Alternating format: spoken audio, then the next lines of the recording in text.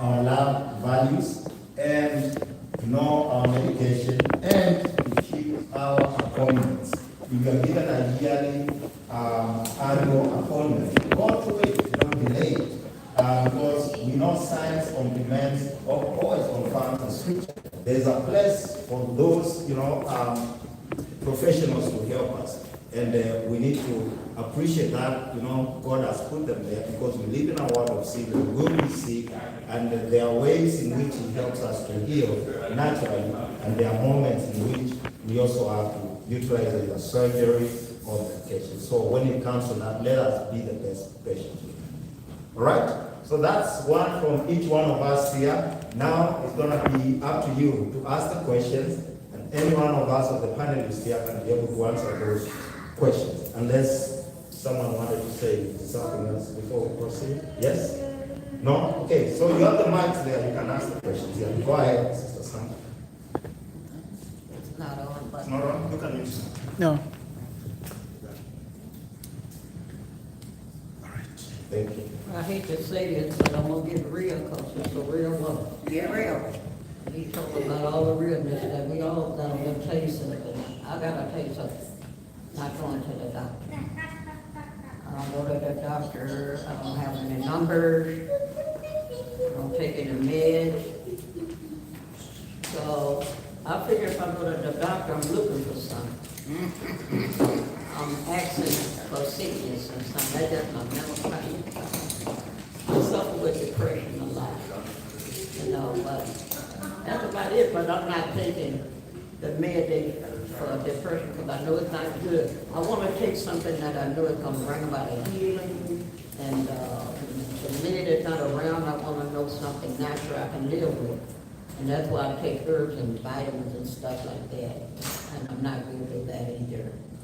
But no, I don't have a doctor, don't have any number. I don't know what bracket you're gonna put me in that doctor, but I don't. I know I need to. But I don't even have a doctor. You do have, because Jesus Christ is our chief physician. All right, so you are blessed, to have no illnesses. And even what you are calling depression does not seem to be depression to me, because you seem to be able to move, to get around okay, and you know also what to do because of the supplements or natural remedies that you are using. And that's okay. But I think my counsel was we still need to check because there are conditions that are very silent, can affect us. Hypertension often doesn't give you any signs, and it can strike you. And if you are really, you end up with a stroke, something that you could have prevented, then you will be failing. But now to the panel, I think it was a comment you just made. It wasn't a question, but in case someone wants to chip in. I was just saying that any symptom that you have, there's a source of the problem, right? So it's very important to make it a source of what is the reason for, let's say, depression, right? And, with mental health, it's like you were saying, there's so many different categories of it and how you can get to depression. At times, for us, like as Christians, it could be a lot of spiritual, it could be guilt, right? Could be a lot of things that we could actually solve by just letting it go, right? Letting God kind of just take over. But when it comes to physical symptoms, then we really need to know, like what you're saying, vitamin D deficiency. Up in the north, when I was working the reserves in the Native community, suicide and depression, they didn't realize there was a lot of vitamin D deficiency, so the doctor put them on 10,000 units of vitamin D, and all these guys would just change, And so definitely there's something to do with it as well. Not getting enough sun. In Texas, it's mostly sunny though. So but you gotta go outside, right? So that's your natural way of getting it. Dr. Michelle? I would say about the numbers, sometimes the blood pressure, you just go to like a CVS or Walgreens or something like that. And see if this will check your blood pressure and pulse for you. There's some simple ways to kind of get it to gauge. So The last time I went to the doctor, he told me, it's been about 3 or 4 years maybe ago, he told me that I was looking good with all the numbers and everything. He told me I was doing pretty good as a lady. So I you know, just encourage you, till you got all your teeth, that you love, knock the other one out with the tongue and the tongue, but, they just encourage me, what my health is. My grandmother lived to get 114, so I'm not looking to live that long. All right, thank you. And again, as we say, we say we don't have all the answers. And it's good also to hear from you if it's something that can benefit all of us, okay? Who is next? Who else has a question or comment? Yes, okay. It's on. So, you say that hospice, you help them near and near the end of their life. And I have a question, is hospice and a nursing home the same? Good question, Kenya. Thank you for that question. So I actually was under the same assumption that hospice is an actual place that people go to. But what hospice is actually, it's a group of professionals, such as like a doctor, nurse, nurse's aide, social worker, nutritionist, chaplain, who go to people's homes. So a hospice team meets the person where they are.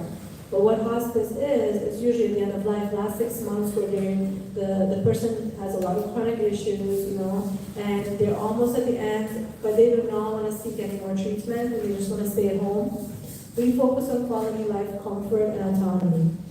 So we give the patients autonomy to the end of life, you know? And as you were saying, like you should be aware, self-aware, and make sure that you always know that you have autonomy when you're out there. It's very important to exercise your autonomy, right? Meaning that you always have a choice. Whatever the doctor tells you, you can seek a second opinion, or you can just make whatever choice suits you for your comfort. My grandma lived till 98, and she really went to the doctor. She was only diagnosed with cancer in the last year, and then she was diagnosed with dementia in the last year. So, I mean, you know, but she lived a pretty simple life. Her nutrition was pretty simple, got some exercise, and that's just the way they were back in the days. They just didn't believe in going to the doctor a lot. However, it could prevent a lot of, you know, small diseases that could get chronic by going to the doctor and getting rid of whatever's at the source. All right, thank you. One more. I know for the younger generation, you know, we tend to think that we're invincible. And for you guys who see different patients quite frequently and maybe those from broader ranges, what would you guys say are some things that young adults should pay attention to? Things that we should be looking at. Of course, mental health is a big thing, but even with our physical health as well. I'm not saying they don't connect with one another, but what are some things that you guys are seeing? What do you guys think are things that young people should start paying attention to? Thank you.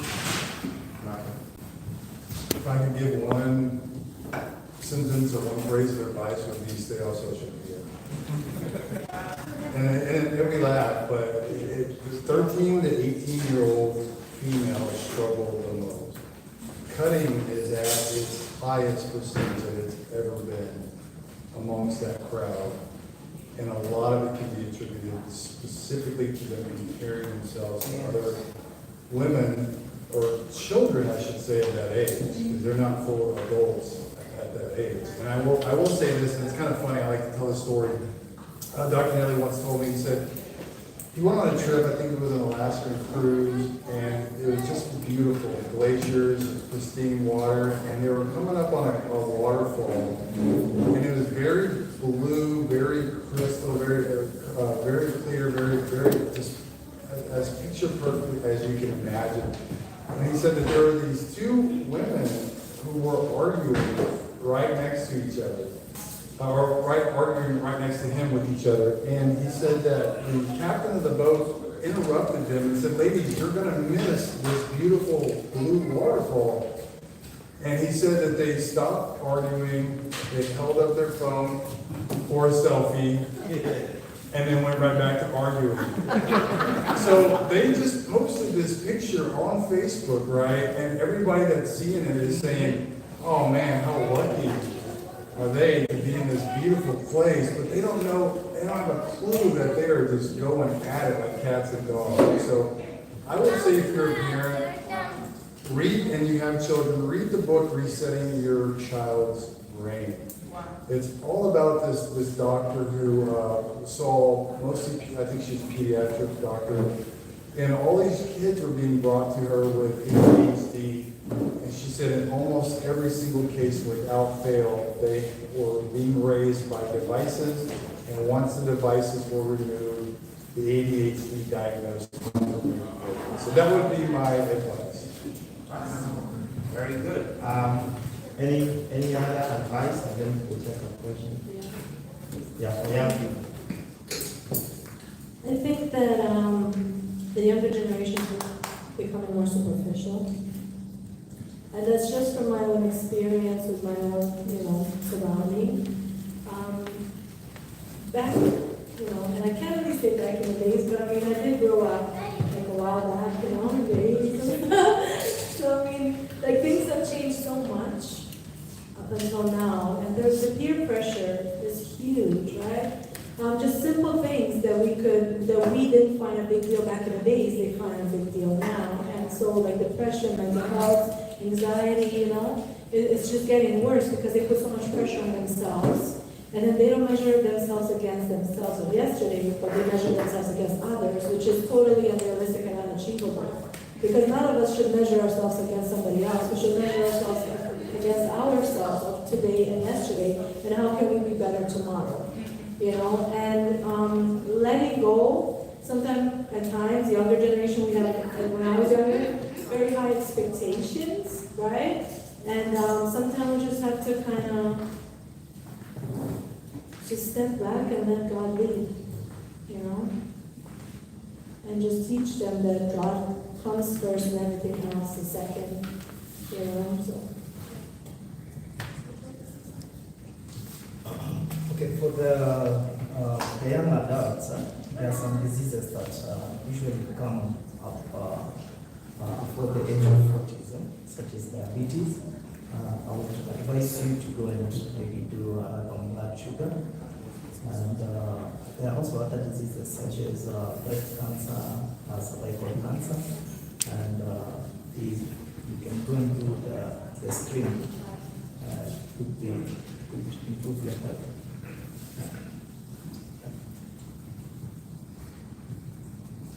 It's a tough question. Because they all great things. For the young people, be smart, stay a young personality. I would say realize, I know it sounds crazy, but life is short. And it can change in an instant. I remember as a young person, I worked in a nursing home, actually cognitive therapy, and I saw young people in there who were, they were not ready to go. Many didn't believe what they were talking to, did not believe in God. They had no spiritual anchor. I would say as a young person, that's one thing. Find your spiritual anchor. Because the world's going to tell you there's so much stuff out there. But when you get out there and stop there, you maybe stop there and not be able to get back. At least to get back, you'll be in the same state. So I would say, get your anchor in God as soon as you can, as soon as the better. Because they will definitely make a difference in your life. Number two, your health is your wealth. Okay? I don't know how much money you have. If you don't have your health, you can all this money to try to get it back. Okay? And it's better to prevent than to try to treat. Now, as a young person, you have a choice to try all these different things that are out there. We've got some new thing out there, some of these new drugs that come out there, even just different adverse behaviors. Be careful, because what's always glitter is not gold. And when you get down to it, as you get near that end point in life, you're going to realize, what was this life truly about? You ask the question, what's my purpose? Find it. Now, if you read the Bible, I do. They'll tell you here what your purpose is. Everything else you're doing is your career, your activities, your hobbies. And so, find your grounding soon, so you get put out there. Okay? Make friends, but realize that you're an average of your friends. So if your friends aren't doing any good, guess what? You're more likely to hang in that. You're the average of your friends. If your friends are hanging out doing nothing good, guess what? You'll probably take where you can get. That's facts. I just said one thing, but I just have a burden on people because I see, when I worked there early in nursing, I saw the young people seem to struggle with mental issues. But then you have to be out there. Well, let me tell you, I had one older lady there, she was tired, guys, and they were mixing the mental ill with the nursing patients, like, and it was interesting because the young people were talking about their schizophrenics, like, everyone was trying to do a class, and some of the elder people, they were so, and there's some depression and anxiety, but they didn't have the other issues. And I asked some of the people in nursing homes, I see some of them that were so calm and chill. And I'm like, how are they dealing with this chaos? All the other behaviors are happening, and so calm. And one lady, like, how do you do it? She goes, wait. God's got me, let me tell you. I'm not working. And so the young people, they had no skill and the meaning. They didn't know what they were. So just like we said for finding your anchor. Okay? And find what life is truly about. And realizing that some kids want to go out and make some mistakes, guess what? Be careful, because there are a couple ways to deal with mistakes. You can learn to opium other people's mistakes, or you can make your own mistakes. I'm gonna tell you something, there's not enough time in this life to learn from your mistakes, and chance I won't survive. So make use of your elders and your parents and keep them trusted adults, because you'd be surprised. You think that what you're experiencing is so new and out of ordinary that you don't understand. Remember, your parents were kids, teenagers, and babies once. And so everything you've lived, everyone that's who you see, has been through that stage. To feel awkward with a young person is, guess what? Normal. At some point, okay? So we're all trying to figure this life out. So talk to somebody you trust, and work it out. This shall pass, the good and the bad, remember. This too shall pass, the good and the bad. So let's rise away. Have your health. Prevention's better. One good thing I love. Epigenetics. If you eat the right foods and take care of yourself, exercise, you can change your gene expression. Okay? So you set yourself up for having cancer trigger off, and even things to help it so it doesn't respond as bad. So things that we have DNA issues in our DNA, but if you do the right things, sometimes you can switch things on and off. So put the real food in, not highly processed, put the whole healing foods in. So think yourself clear. Sorry. All right, and Dr.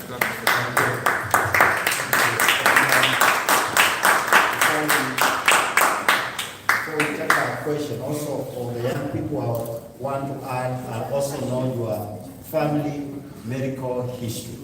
It's important to know if my dad lived to be 50, what really happened, because if you know that history, you are likely able to overcome the challenges that your parents or your relatives had. So it's important as a young person also to know family medical history, because that helps. If there was someone in your family who has colon cancer, like breast cancer, then you are more alert and attuned to keep checking and make sure you are staying and leading a lifestyle that can engage, turning those, genes on and fitness, because we all need it, even develop it at a young age. All right, we'll take, I think she had a question. Do you have a question? Or was that home? You could have went. Yeah, you could win. She could have went. I was just wondering about autoimmune deficiency diseases. Is there any way to turn those around? Okay. Autoimmune diseases, is there any way to turn those around? Okay. Well, here's the thing. When it comes to autoimmune diseases, there are a lot more showing up nowadays. Okay? And for many different reasons. The question is, what's the root cause? So, in any elements you got going on, the question is, if you try to find the root cause, what's causing the root cause, the reason for why you're having it. Like, so some people, like for instance, a family was having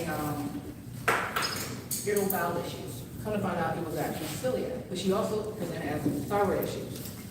Once they corrected towards the celiac issue, the thyroid resolved itself.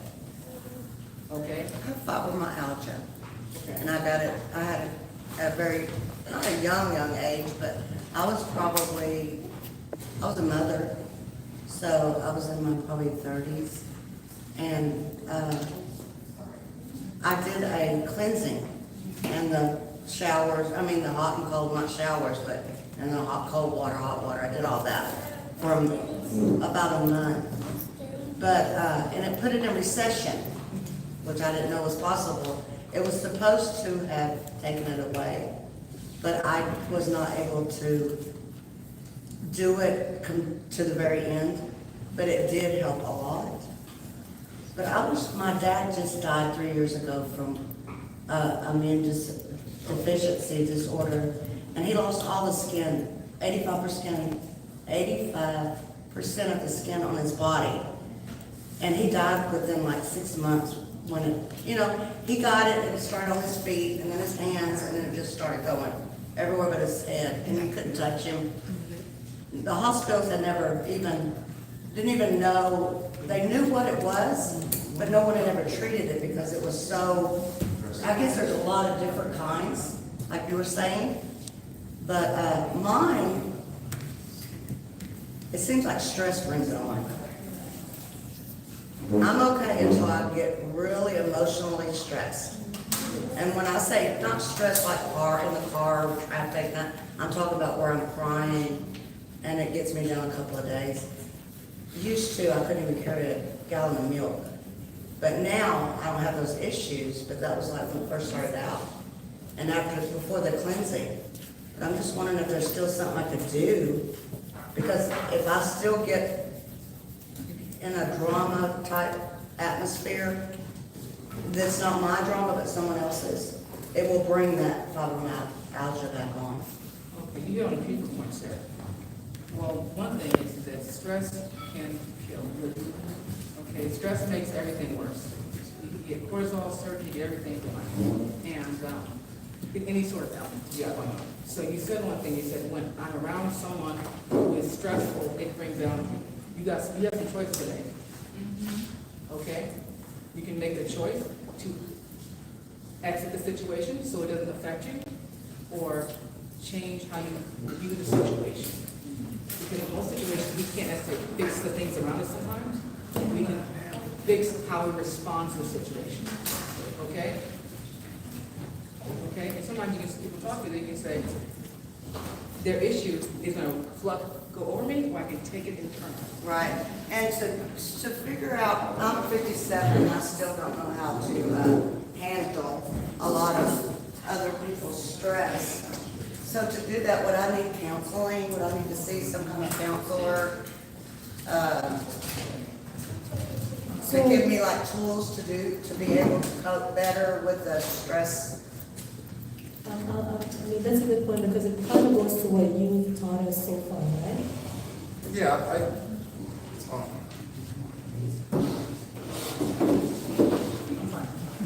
I think CBT can be extremely effective with what you just brought up.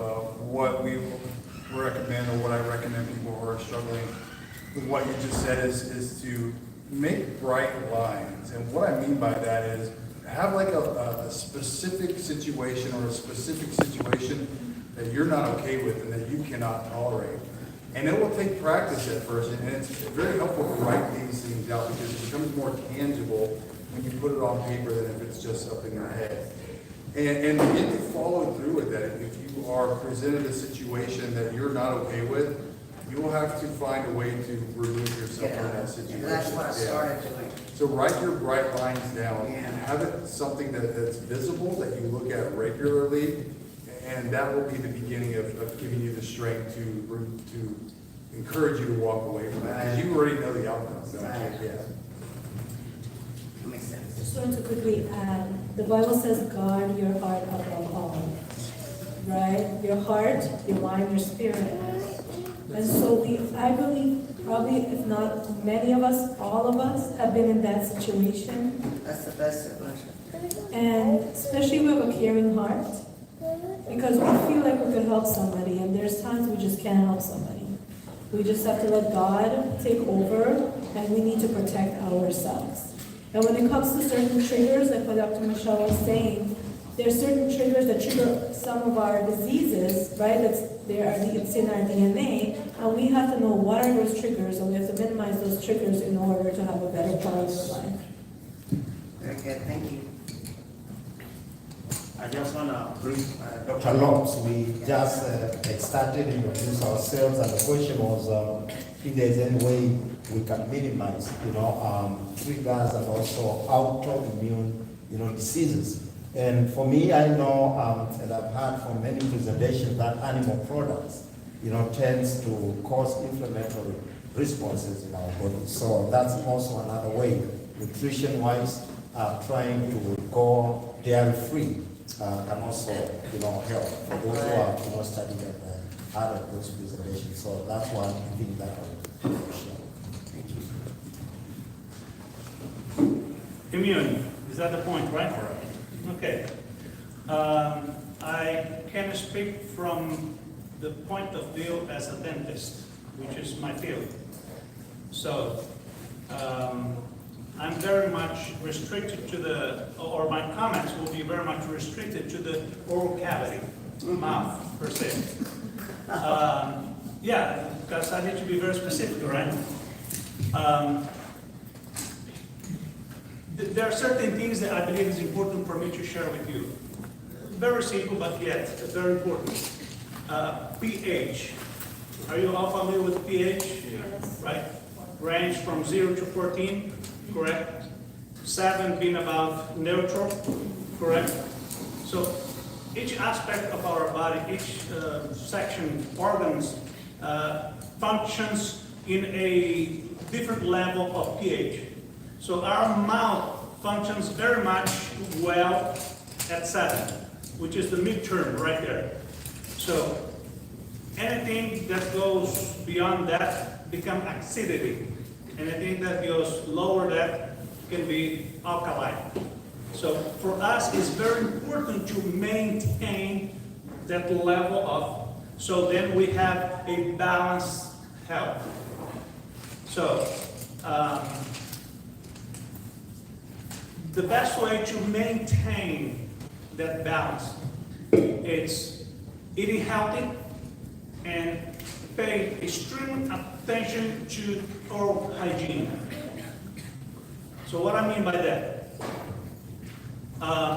as discussed here, I have noticed and we have documented that a diet based on meat, animal products, has a tendency to be more acidity, thus produce more decay. It is common. It's even possible for us as dentists to perceive a difference on the person's breath if they are more inclined to eat meat. It's our profession, it's what we do. It's not the most pleasant one, correct? So you should be thankful for that, yes, because we are there to help you no matter what. Now, oral hygiene plays the most important part on that. And what I suggest my patients is to maintain the mouth clean all the time, to maintain the pH level. If we can achieve that, it's very hard to get decay and very hard to get gum disease, or periodontitis, gingivitis. There's different levels there. So, and this is something very, very simple to accomplish. After meals, floss and brush. That way we can control the bacteria environment. If we can control the bacteria environment, we can help the body to maintain its immune system at its optimum. Are you with me right now? Yes. So, there's nothing better I can give to my patients or for you here in this conversation than promote oral hygiene.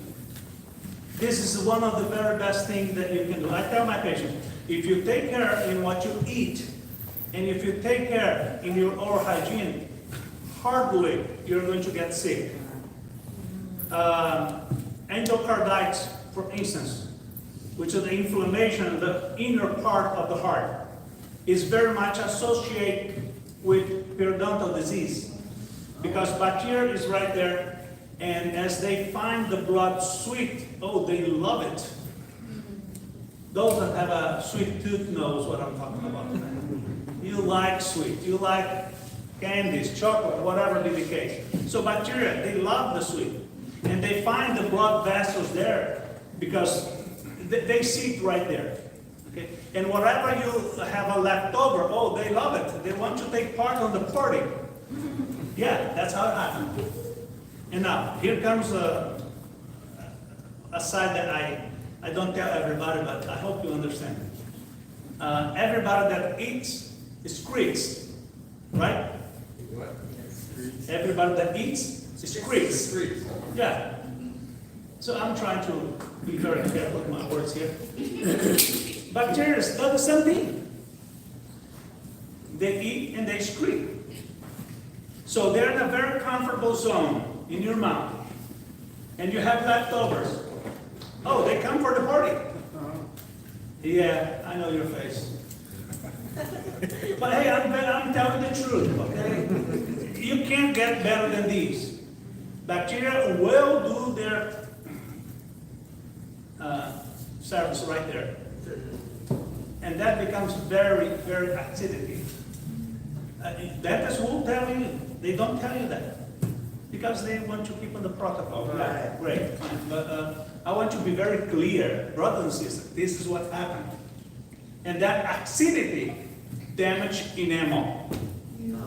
And you get decay. That simple. That acidity, the bacteria get in between the gum and the roots of your teeth. And then what they start doing? They start creating inflammation there.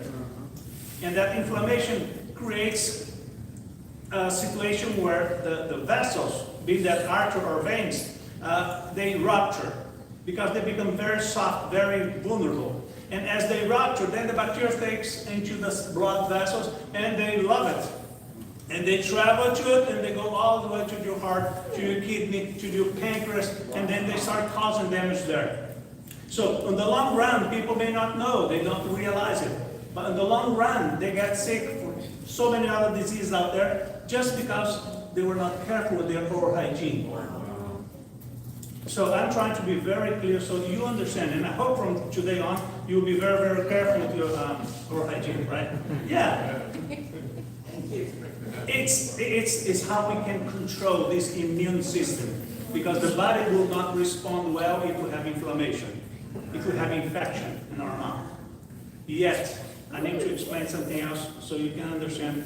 Our teeth are formed by structures that we call mammalians. Those structures, for example, on a molar back there, there's 5 structures that comes together and form the tooth. If on that formation, by chance, there's a little gap here, that little gap naturally will facilitate for bacteria to hide there. There's mainly two types of bacteria, anaerobics and aerobics. You all have been through that, you know what I'm talking about. That means some of them live well in the presence of oxygen, others don't. So the ones that get inside the gum and the tooth, those are anaerobics. They live well in the absence of oxygen. And so they can be fed really comfortable there. They don't need to be out there. No, they live different. So then, just like the fish under the sea, you understand the concept, right? So, and those bacteria, they can cause a lot of problems. They create an imbalance on your pH. Thus, your immune system is affected. And then you get the diseases that are normal there. Mostly decay, which is the #1 disease worldwide. And second, with periodontal disease, that's #2 worldwide. If you look at statistics, they talk about heart disease and all, but they forget about the mouth, which is the beginning of all the problems. So, in a short, that's how we can help our body from the dental point of view to maintain a equilibrium and balance in our immune system, and thus avoid a lot of diseases that affect the whole body. Very good. So I think you're in a whole session right there. So you try to catch up. By chance, anyone have seen that I go with my bag to the restaurant after the lunch here? Yeah. Okay. What do you go, what do you do? What do you go there to do? I'm sorry? What do you go back there to do? My floss and brush. All right. Any more questions? Yes. You have a mic. Yes, I do have a mic. This is a mental health question, but I do want to answer yours, because 7 years, this is a personal thing that I went through, no PhD or anything.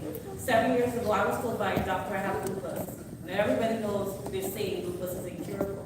And I did some medical training, so what we did, I went on a strict training of fever baths and everything for like about 6 months.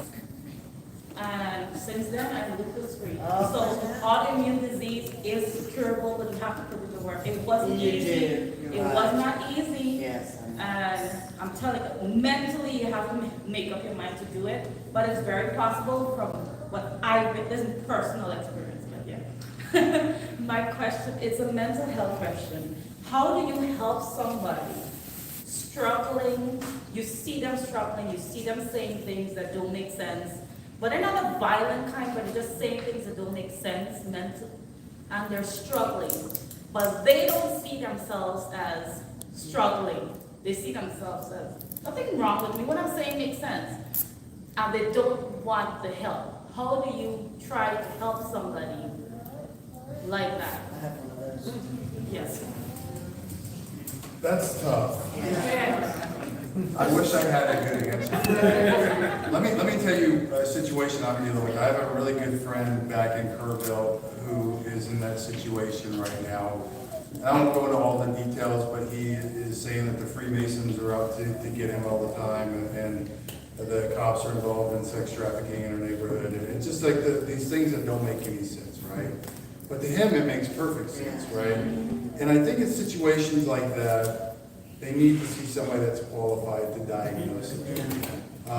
From my perspective as somebody that is not qualified, all I can do is say, I love you, I want to help you, and I want to pray for you. But outside of that, it's very difficult in the state of Texas to get somebody in front of a psychiatrist against their will. Like, they have to have posed a threat that they are an imminent danger to themselves or to others, and even so, that can still pose challenge.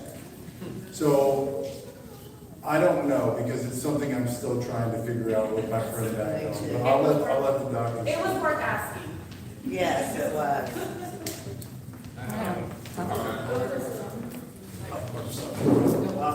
Do you want to respond to that? Are you asking or responding to that? I have a question, but I didn't want to.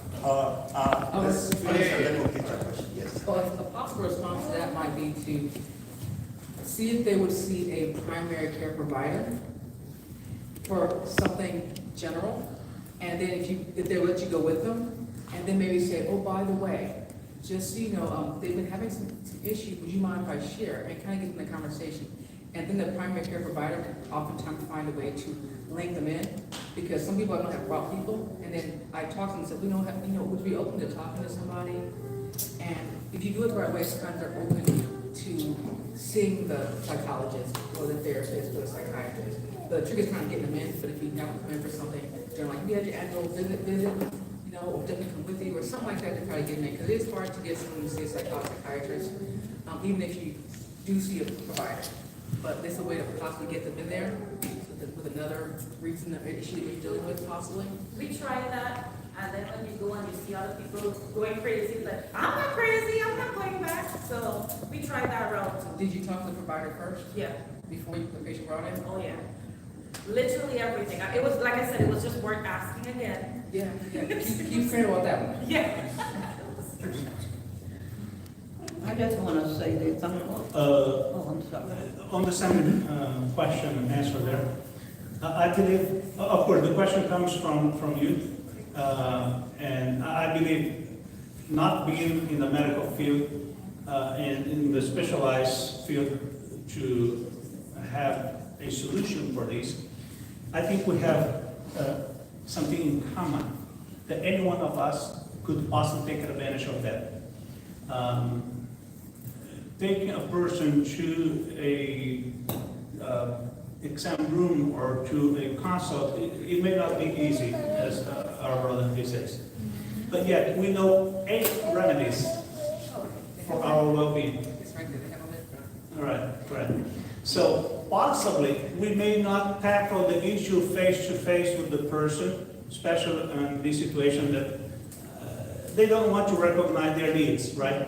But yet, I do believe that we can influence the person to experiment those 8 remedies that are available to anyone, and try to create a introduction to lifestyle, you know, and the person will start receiving the blessing, not knowing that this is the best way that we have to accomplish that. Because the mental process can be reversed as long as the person surrenders to the Lord. But sometimes the person doesn't need to know that he or she is surrendering. Our relationship is our best ally. So we can likely invite the person to go for a walk. We can take jugs of water and share with the person. You know, we have these remedies out there, you know. We just need to ask the Lord for wisdom so we can help people to get the benefits of them in a way that they may not be thinking, well, he or she is taking me to talk with such and such doctor. No. There's different ways that I believe we are empowered by the Lord to be a witness to our neighbor in a way that may be subtle. They may not realize what we are doing, but yet we have a purpose on that relationship. And I believe we can, any one of us, you don't need to have a medical degree. Any one of us can take part of that and be a blessing to our neighbor. Amen. Actually, so a few points came into my mind as I'm listening to you all. One was, when are you on fire? When you've been through something and you've overcome, and then you can teach others. Like, for example, your story, quite an amazing story, right? And here you are empowering others, right?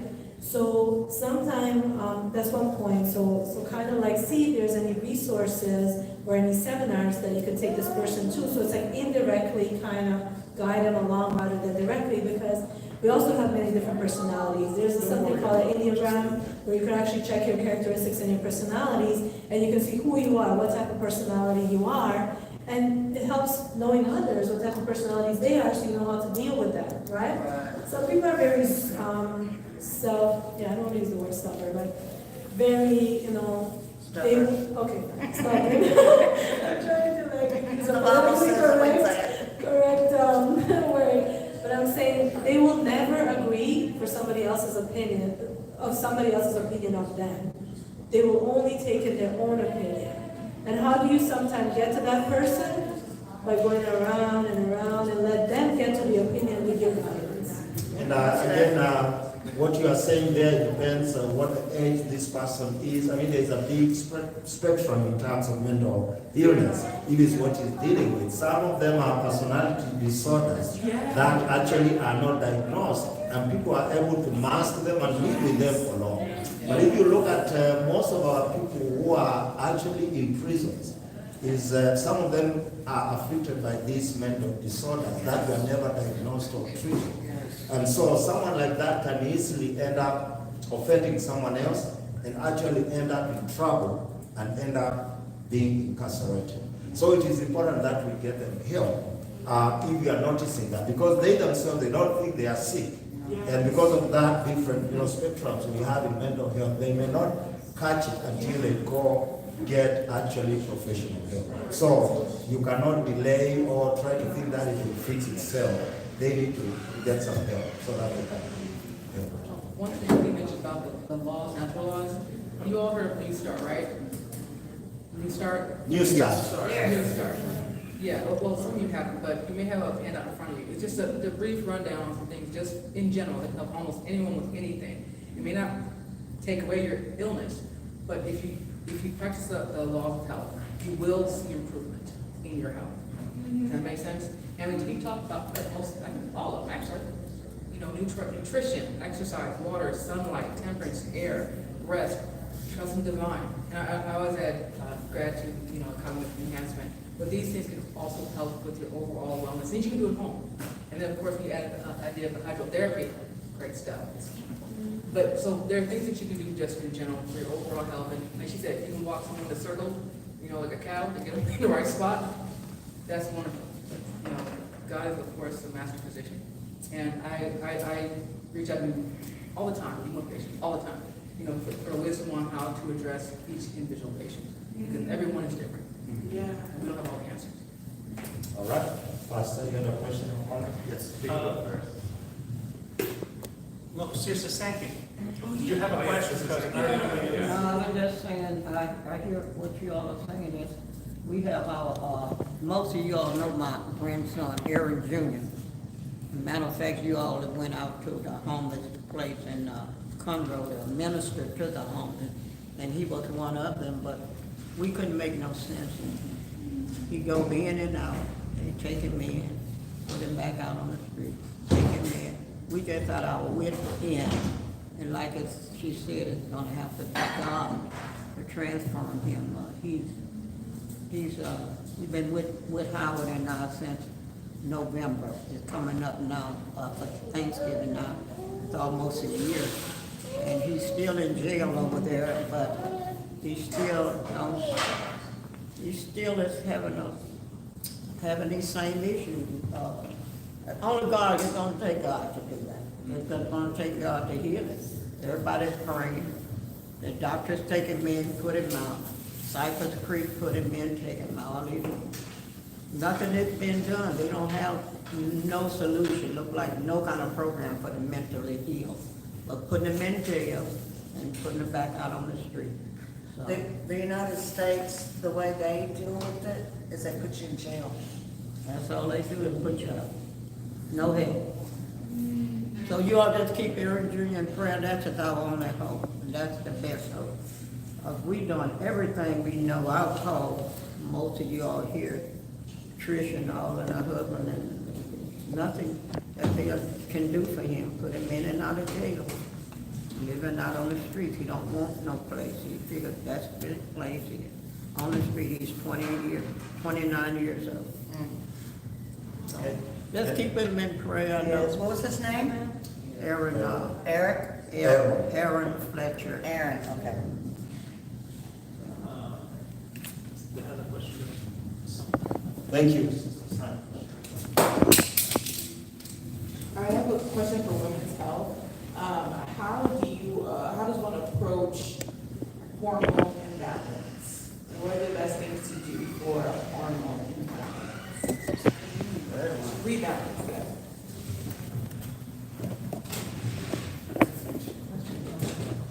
One, it would help to find again, 8 laws of health. Be good with 8 laws of health. You try to do the right things already to help your body function properly. Avoiding certain things in the environment that can be hormone disruptors, and finding providers who actually specialize in that can be very helpful. And there have been some studies about intermittent fasting help with that sometimes with hormones. So it's about letting the body reset, that might be helpful as well. So if these things are helping, seek a provider who actually does that to figure out what might be going on. Endocrinologist. Yeah, but women's health, they have women's health specialists who actually do that specialty. If there's knowledge to do it as well, but the specialists oftentimes will get women's health. Or women. Sorry, I was just talking to the back. There's 2 ways of balancing hormones, non-pharmacological ways and pharmacological ways. What that means is through food, right? If possible, like for example, seaweed, soybeans, those things help balance hormones. We talked about lavender and different type of, bergamot. There's certain type of essential oils that balance hormones as well. But also pharmacological ways where, like what you're saying, you go to a doctor, get evaluated, and then you actually will be put on hormone replacement or certain therapies to help. The only thing that I always urge young women is to be very careful about hormone therapy. So always seek every possible before choosing that, because sometimes when you mess with your hormones, it could cause depression, and it could cause other problems, right? So you have to be very careful. Yeah, as a woman, how do you know that you have hormonal imbalance? So that question can be answered depending on age. For young women, you will be able to tell this because of things like irregular menses and maybe things like acne. And for the elderly women, you'll be able to tell that if they've reached their menopause. And what we usually do for the young ladies who have not reached the menopause, we usually give them things like the combined oral contraceptive, and that one usually balances their menses, and that way now we can say that their hormonal system has been balanced. And for the ladies who've gone to the post-menopause, we usually give them some hormone replacement therapy.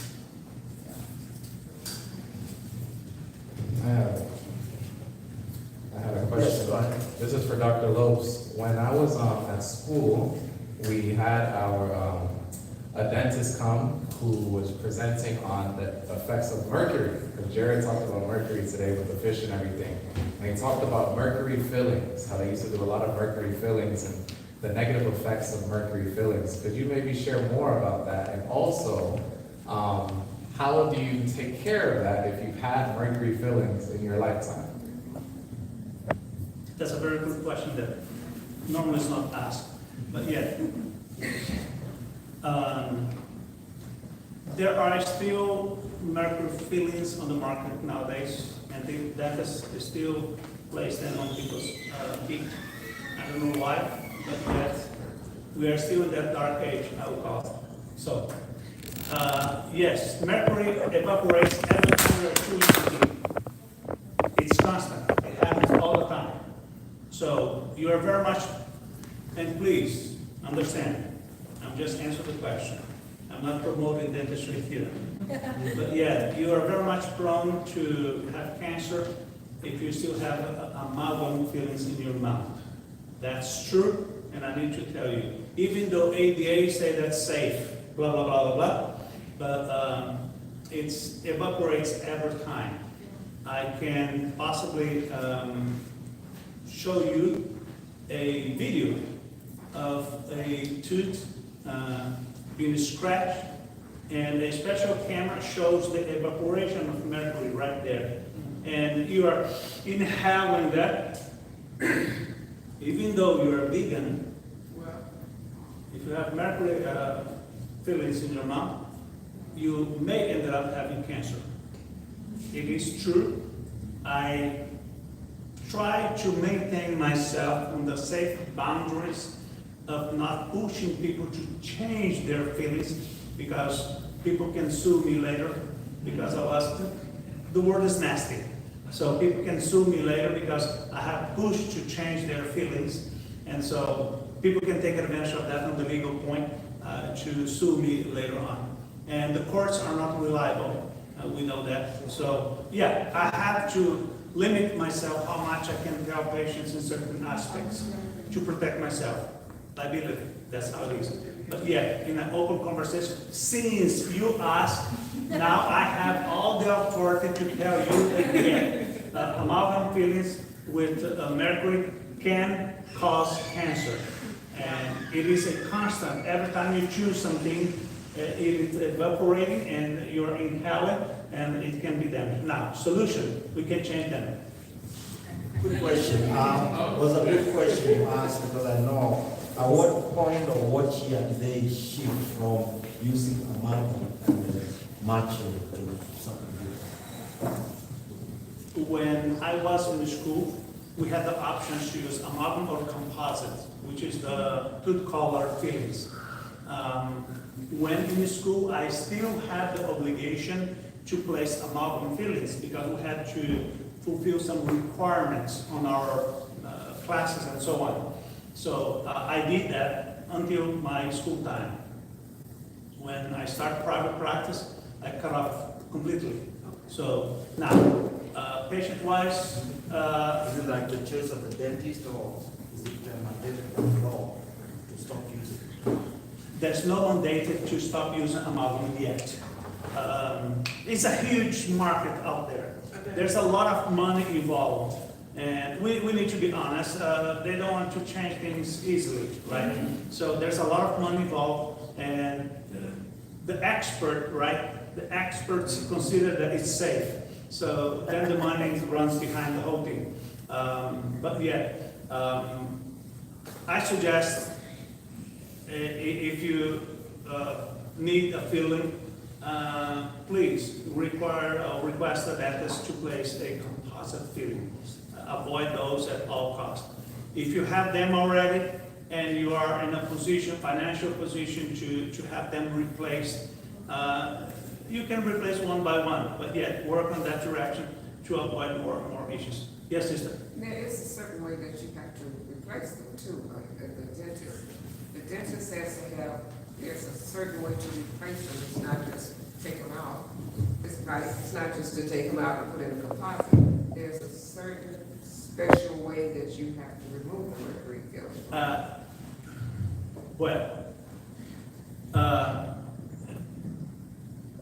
There are ways that we can use in our procedure to avoid contamination in the removal of them. For instance, we have high vacuum suction devices that we can use. In this case, the assistant is right there. As I'm grinding on the filling to remove, she needs to have that powerful suction right there. And everything that comes out is sucked up into the system and goes to a reservoir tank. So, depends on the filling, we can use something that we call rubber dam. A rubber dam is placed around the tooth and isolate the tooth. It's not always necessary to do that, and sometimes we can't do it because if the tooth has a MOD preparation, for instance, which means 3 surfaces of the tooth is affected, and one of them is really there close to the gum line, we may not be able to do that with the rubber dam. But having a powerful suction will be allow us to remove the filling, and everything goes to that reservoir tank and not to your throat. Yes, there's ways that we can do that safely. Well, it's also just like a fluoride. I'm sorry? It's like a fluoride, you know. They're saying that you shouldn't use the fluoride, but you still have a lot of dentists who use it. Yes, fluoride has proved to be a blessing, but yet the problem with fluoride is when we ingest fluoride. That's where pretty much the same. If we ingest amalgam, then this thing is going to be in our system, right? So we still apply fluoride, especially on children, because we want to help prevent decay. And fluoride has proved to be very helpful. But yet, the problem is the excess of fluoride. And the ingestion of fluoride is where we get into that excess. But yet, if we can possibly apply what is enough there. If you buy, for instance, any toothpaste, you look at it, there's fluoride on it. It is a very minimum quantity. It wouldn't affect your health. And of course, spit it out, of course, always. What we apply topically in the mouth, people can spit it out. The problem is with ingestion. So other than that, we are safe. All right, learning a lot, right? Yeah. Yes, I know we have about 8 minutes. Ken, do you have a question? Looks like you are ready to ask a question. Yeah, about 6 minutes to go. It will be 6. So we're gonna take maybe one more question, unless there's another burning question, and then one more, and then we'll close for us fast. I know you took time to stay. I know you are in a hurry. I'll be releasing you shortly. So thank you, everybody, every participant. Let's take Kenya's question. Is it true that natural remedies like blueberry or oranges can heal illnesses like cancer? And if it's true, how does it happen? Everybody had a question? The question is it true that blueberries can heal and they can heal cancer? And if it is true, how can it heal? How does it work? Wow, okay. First of all, when it comes to, they talk about antioxidants, right? We want to be able to help our bodies be able to deal with free radicals and stuff like that. Whenever our bodies are out of whack, when we have too many information, the page is off, all those kind of things, it creates a system, where we have too much sugar in our system, too much processed sugar, we create a imbalance in the body, dis-ease. Okay, so we set ourselves up for having issues. Does that make sense? So, like take vitamin C. That's good for your immune system. It's good for like if you have a cold or something like that. Or even vitamin D. It's good for your immune system. So I won't go into the biology of it, but whenever you put in, think about this, when you eat certain things, you're building your body. You can build your body with something equivalent to stone and iron, such as whole food plant-based, things that are going to, because food breaks down into basically building blocks, amino acids, and stuff like that. You want to put the right things into your body so it can do what it's supposed to. Your body is meant to heal itself. Even fasting, when you fast, you allow your body to take time to autophagy. So it's able to take your body and say, well, you know what, hey, I'm going to go ahead and get rid of things I don't really need. I have an odd cell over here. It's not quite functioning properly. So I'm going to go ahead and take time and scrub it, break it down into components and get rid of it. Bogging our bodies down with things that we don't need, such as non-food. We almost clog our systems, so we increase our risk for having cancer and stuff like that. And also, like I said, you have genetics. Where we actually, are you following me a little bit here? Are you following me? So the key thing is that when you're putting whole food, plant-based products, live things, it's putting in good building blocks. When you put in things that are highly processed, animal products, you're putting in things that can actually hurt you. So you're building your body with sticks, maybe some hay, it's nothing that's going to create a strong structure. So think to yourself, whatever I'm eating, I'm using this as building blocks. Okay? And when you put right building blocks, the body's doing what it's supposed to do. When you build your body with things that are inferior, it's doing the best it can. And when you're young, you can do everything. You can eat theoretically. Young people say, I'm doing fine, I can eat what I want to, I can eat fast all the time, I'm fine. But then they get a walk. The body's like, I can do this right now, but now I can't anymore, I've been clogged up. And at that point in time too, you start to switch your gene expressions. Okay? Because you put the right stuff in your body, so okay, I'm gonna keep functioning. High velocity, I'm like a sports car. You take a sports car, you can put in a cheap gasoline and a cheap oil, and you put in high octane. That's what, right? If you get the same sports car, we all get one at birth, we get some sort of diesel at birth, right? So we put in cheap gas in that fine vehicle, it can become a jump bucket before you know it. Because it can't, and you're not doing the checkups on it, or changing the oil, your body's the same way. Okay, so you can end up at the end of your life being a vintage car with a fine blind, or you can be breaking down. Okay, because the right things weren't put in at that time. So I'm trying to simplify this and say, you are what you eat. The right things are your body is supposed to do. If your body doesn't have what it needs to do, it will settle for the less. And it'll be struggling to try to do the right thing. But it can't, if it doesn't have the right thing. You want to probably you only have like, a little room or a little water hose versus a big old giant fire hose. Give your body what it needs to do what it's supposed to do. The body is a beautiful machine. It's meant to heal itself, especially when given the right thing and the right environment. So if you're highly stressed all the time, guess what? You're causing your body to switch off certain gears. It's like switching gears. Like I can tumor suppression, or I can release it. And now the cancer can go more around it because it's not able to do what it's meant to do. So it's like I said, multifactorial. Whether you're not sleeping well, eating too much, drinking the wrong things, you name it, all things. If we don't follow the 8 laws of health, we're setting ourselves up for trouble. Okay? So I think in simple terms, it's not a pill, you know, the food, the berries, yes, they will help you, but they're not going to heal you like a pill. It's a process and a lifestyle, you know, that you have to embrace so that you can build your body to be prepared for the attacks that will come, you know, and that your body will be prepared. Because that will already be building your system.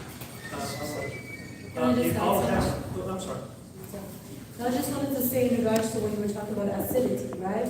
So cancer thrives in an acid environment, whereas alkaline environment heals your body. So what's alkaline for food, right? I mean, there's some research that shows certain things are acidic, and so they have proven research that plant-based diet that are more alkaline, right, are better for our bodies. And so the cancer can't really thrive. Another thing is sugar. Cancer loves sugar, right? Another thing is just drinking water. Water is alkaline.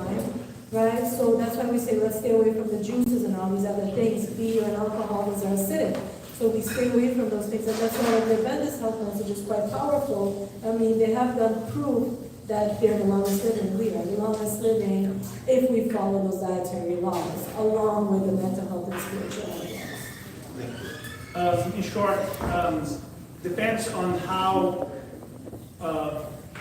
which stage we are with a particular disease or situation.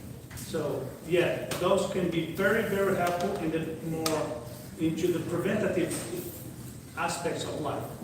So that's why it's important to take into consideration how we can build up the good blocks in our body to have a really strong immune system and avoid falling into the situation. But yeah, as the disease may progress, more difficult, more advanced procedures or even surgery is required to take care of it.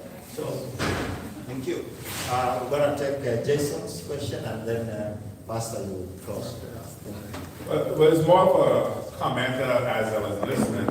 I've been to, as I shared before, 2 lifestyle centers, one being at Lima, and I was actually went to Dr. Nedley's clinic and we spoke. So there's this, but more experience about mental health.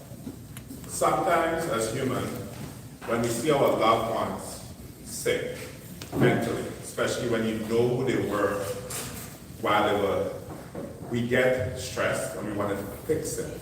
And in my experience with my relatives, what I've learned and what works for me is that not to be just say Jesus fixes it all, but it's important at that point in time to remember if you cannot fix it, you can love on that person, right? You can commune. And I would say that the ministry of being present in that person's life sometimes is more important than you fixing their problem. A lot of people, I was talking with Lauren, the people who I dealt with had lack of social interaction.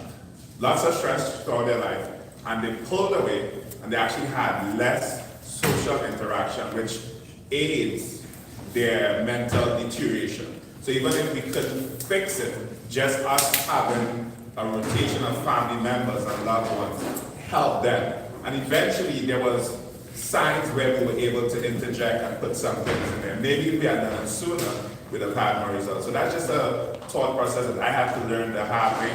I can't really fix everything.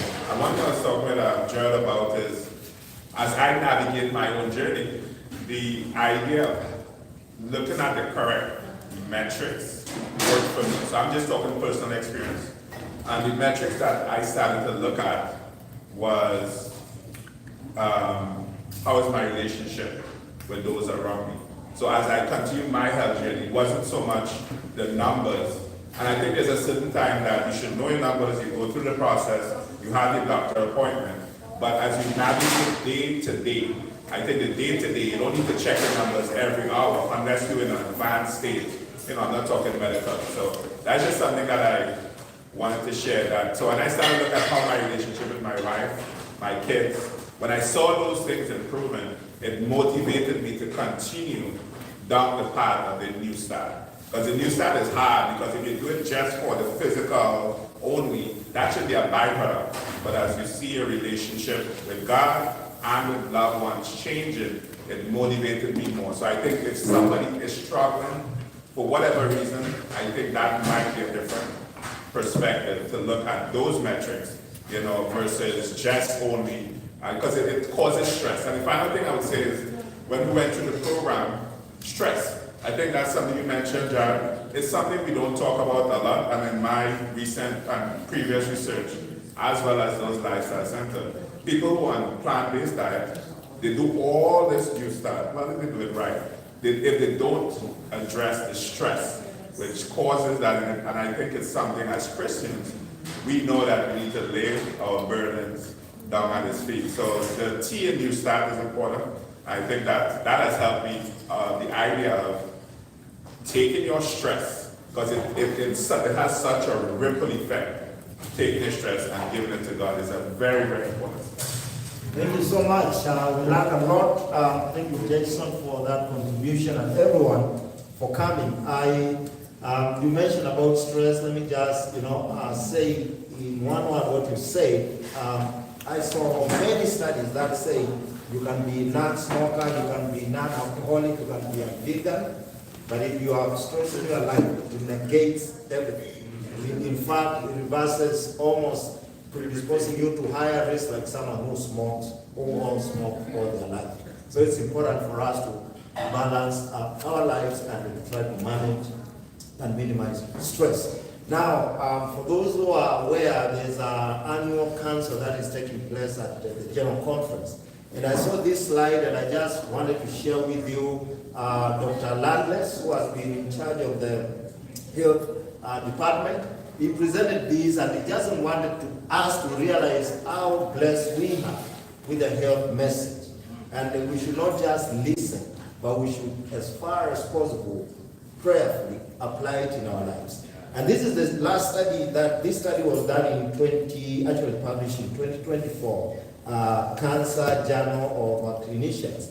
And the conclusion was that large number of cancer cases and deaths in the United States and globally are attributable to modifiable risk factors, underscoring the potential to substantially reduce the cancer burden through broad and equitable implementation of lifestyle and health behavior preventive initiatives, especially related to smoking, alcohol, and obesity. Basically, what he was saying was that science has actually affirmed what the spirit of prophecy tells us, that most of the diseases that we are dealing with, especially cancers, they can be avoided or they can be reversed through what we call modified factors. These are factors like the way we eat, how we sleep, how we manage our stress, things that we can do to change the way we live. So I want to challenge each one of us, let this be a new beginning as we learned today, and let's continue to hold each other accountable by encouraging each one of us to eat healthy, live healthy, so that we can be of better service to our Lord. Amen. Once more, thank you all for sacrificing your time and your professions and your knowledge to share with us, and for everyone participant here, because without you, it would not have been meaningful. And we are hoping, Pastor, that we get this hardwired into the church evangelistic cycle, so that every year we have something like this, or even much larger and better, to reach out to the community. Amen. It's a pleasure. All right. Was everyone blessed? All of our elders and doctors. I'm so thankful to have a church full of educated missionaries who have taken that extra step to suffer and to read the books and spend hours in labor. It takes a lot of time to learn these things, and also for Jared to be willing to go through the program. If he didn't take care of his mental health, he wouldn't be able to reach thousands of people who he's been able to reach as well. So God is good. And I just want to encourage everyone, in addition to what Elder Ebola said, if you all want to know more, we have been blessed with a tremendous amount of wealth of the spirit of prophecy. And the books, Ministry of Healing, Counsels on Health, those two books teach you so much about health. And we're actually told that all of God's people should be intelligent in relation to disease, its causes, and prevention. Because when religious liberty is attacked, we will find fields of labor anywhere to help so many people. So this is practical stuff that all of us will need to know in due season. Amen? Amen. All right, so let's close with a word of prayer. Father, we thank you so much for the privilege of prayer. We thank you, Lord, for the opportunity that we've had to be able to come together and to learn on the Sabbath day. And Father, there's been many things that we have learned. We're asking that you sharpen our minds to remember them, bring them to our memory when we need it most. And we're asking, Father, that you'll bless Brother Jared as he travels back home to go see his family. Please keep him safe on his journey. And we're asking that you'll be with everyone as they travel home as well. Father, strengthen our bodies, touch our bodies, Lord, and do for us that which we cannot do for ourselves. And may we truly learn more so we can help others. And we thank you, Lord, and we ask this in Jesus' name we pray. Amen. Amen. Amen. I know the meet left earlier, but I want to say thank you very much to all the departments, especially IT and in the kitchen right there, for making this really possible. And Jerry, once more, thank you again for coming. We hope next time you can come again and spend even longer time. Thank you.